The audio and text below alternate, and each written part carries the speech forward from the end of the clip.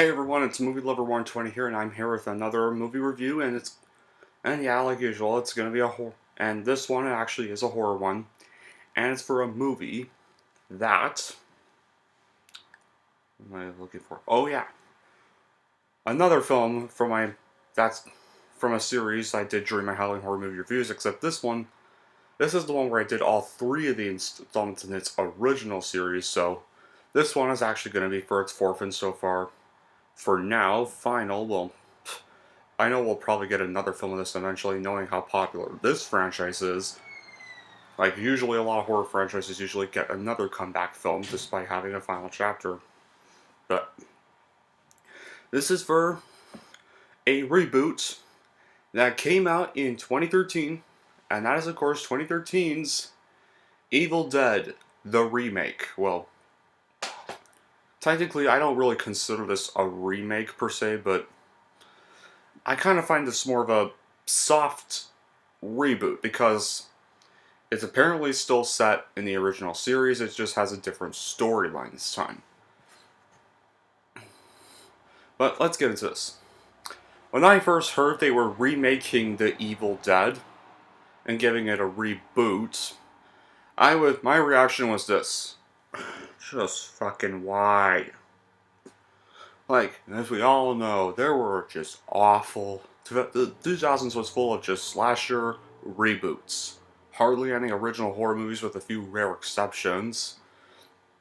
I think the only few original horror movies to come out in 2000s were 28 Days Later, Saw, Record, Drag Me to Hell, 30 Days a Night, were probably the only few original horror movies to come out of the 2000s. Other than that, it was a slasher reboot, slasher reboot, slasher reboot, horror reboot, slasher reboot. Usually a lot of the horror, or just torture porn films. Yeah. And torture porn hostile knockoffs like Craptivity, or Touristas, or Fear.com. Except Fear.com was made before Hostel if it came out, so that's technically a David Fincher knockoff. But much like with the original horror movies I mentioned, there were once again still some good remakes. I mean, there was Texas Chainsaw Massacre, Hills Have Eyes, Last House on the Left, The Ring. At least there were still a few tolerable or good horror remakes every now and then, but a lot of the horror remakes in the 2000s were just really, really bad. Specifically ones like Nightmare on Elm Street, Rob Zombie's Halloween, or Rob Zombie's, of all the bad horror reboots, Rob Zombie's Halloween's probably the most watchable of the bad ones, but I don't consider it as bad as people claim it, especially compared to its 2009 sequel. But enough about those films, let's just get back to this. So, when I did see the movie, this was my face after I finished watching it. And this was my quote. Did we finally get a remake that didn't butcher the original movie? This was my reaction because this movie, believe it or not, for a remake, is actually one of the best horror remakes probably ever made. I mean, like, you would never expect a horror reboot to be that good and be freaking scary. Like, really freaking terrifying.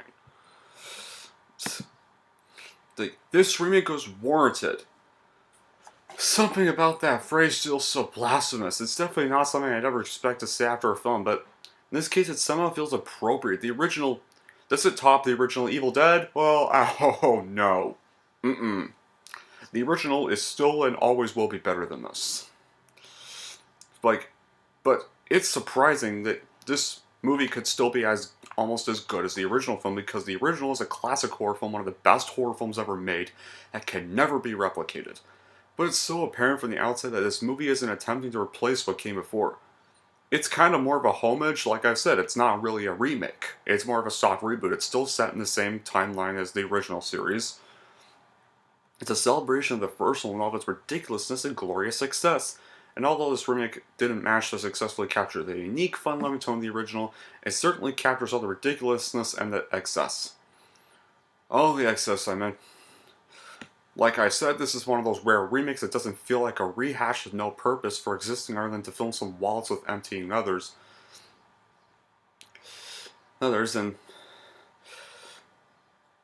the day. This remake fully rectifies well, there's quite a few differences with this movie. The original is kind of still meant to be a straight up horror film. At the time, it was clearly a really terrifying movie when it first came out, but looking at it now, it's actually, there's still some scary moments in the original movie, but now the original kind of feels really funny to watch. Like, there was still some humor in the original movie, but other than that, the original movie was a straight up horror movie. Evil Dead 2 and Army of Darkness, however, went the straight up comedy routes. Like, they were slapstick. They still had some, like, Evil Dead 2 still had a few horror elements here and there, but they weren't like straight up extreme like the original film, and they were kind of more goofy and slapstick, and that's what it would seem like a bad sequel with that, but not the way Evil Dead 2 did it. Like, Evil Dead 2, it really worked with Evil Dead 2 because it really balanced it. It was just still pure fun and entertainment. You actually did still care about the characters. I mean, Evil Dead 2 is actually my all-time favorite horror sequel. Nothing can replicate it, and nothing ever will replace that as the #1 best horror sequel. And An Army of Darkness came out with straight-up comedy and not really a horror movie, but however, even that film was good. That film was also for a third installment. Usually a third installment in a series sucks, but with Army of Darkness, like, Army of Darkness is probably the second best in the series. At times, and if this movie does prove anything, it's that there's no real substitute for great makeup and prosthetics in horror. Especially because, believe it or not, there is not one shred of CGI to be found in this. CGI can be a very tricky thing to pull off in this genre, and often ends up making things that are meant to look scary actually look goofy and artificial. What I can say is that everything that is intended to appear scary in this movie definitely looks the part. As far as I'm concerned, absolutely the best that possessed people have ever looked on screen. Maybe downright, and if they'd probably be a little gorgeous if they weren't so repulsive. Because, well, then again, Fede Alvarez said that he hates CGI because people use it to make it cheaper and to get the movie done. No, like, the filmmakers worked very hard. Like, you could tell how they really cared about this project. You could just tell that they really wanted this to be a good reboot. Like, they did a few magic tricks. I mean, they obviously didn't use the actors' real blood. But they made it look very realistic. They didn't actually kill the actors. They still wouldn't do that. But the only time they ever used CGI is rarely. They only used it when it was needed. So everything in this movie is very, very real. The gore, the murders, and the possession scenes, extremely well done. Like, most of the time, like, I cringe so much times at the gore. Like, for a horror movie to get a wide release, I don't think I've ever gagged this much at this much gore, or ever been this disturbed. But this really did it. For the most part, though, sadly though, the rest of the movie doesn't quite live up to the stunning visuals, although lead actress Jane Levy does give a very strong performance as our series' new lead, Mia. None of the other actors are nearly as compelling though, but they actually did, for the most part, the story is still the same as the original movie, except the protagonist is female, and the characters aren't at that cabin for a party this time. They're at the cabin to help Mia get over her drug use, because she's technically a drug addict and they're trying to help her recover from it. So that's why they're there. To help her withdrawal become successful. So, in a way, these characters are a little more mature than their original counterparts, so yeah. Fede Alvarez was a very great choice to direct the movie. He's a huge fan of the original, shines through in many scenes of the film, and even, you want to know what's even crazier? The movie he did after this, Don't Breathe, is also phenomenal. Like, like usually after one directional debut, when a director goes to make another movie, their next movie after their directional debut that gets critically acclaimed doesn't really match their previous movie they did. Here, with Fede Alvarez, that is not the case. With this film and Don't Breathe, I like to see him come back and do another horror movie. I'd love to see what he'd do next.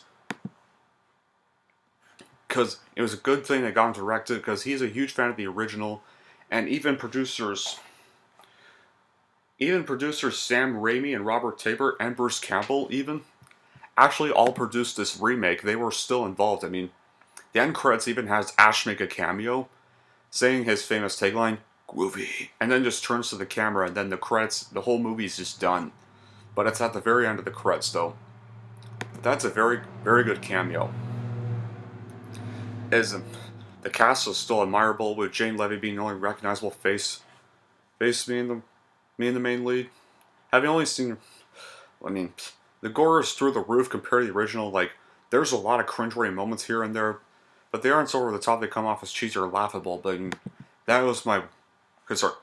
If you're not a big fan of gore, or of extreme excessive gore, I probably wouldn't really give this one a watch and just go watch the original series, because, like, this movie, like, really, really ramps up all the, like, there's, like, extreme, they really ramp up the gore in this movie. I mean, the tree rape is even worse in this version. I mean, and there's some graphic gore scenes I'm gonna explain. Like, this one woman grabs a sheer glass, slices half her mouth or cheek, and then when Mia's possessed, she grabs a razor, cuts her tongue in half, and then kisses this one girl that's accidentally locked in there with her. Oh, but the ending with the raining blood is probably one of the greatest showdowns in horror ever. Because the demon then trips this car over, traps Mia's hand there, and kind of like with the original where Ash loses a hand, except it's possessed. But that's kind of not the case with this one, except this time it's her hand. This character's hand is not possessed, but she then, and then when the demon antagonizes her, she's like, enough of this shit, and she just tears her hand off completely, then just picks up the chainsaw, and then activates the chainsaw, and then slices the demon in half, killing it. Now that's probably my favorite scene in the movie, and probably one of the best showdowns in horror history. The cinematography was pretty impressive as well. There were plenty of beautiful yet creepy shots of the misty woods surrounding the cabin that, along with the film's score, do a great job of setting an uneasy tone. I definitely recommend this. However, while I don't recommend this movie to people who don't like gore, I would still recommend this movie to anyone who even loosely considers themselves a fan of horror. And if you love the original and just love the series, I'd still give this remake a watch.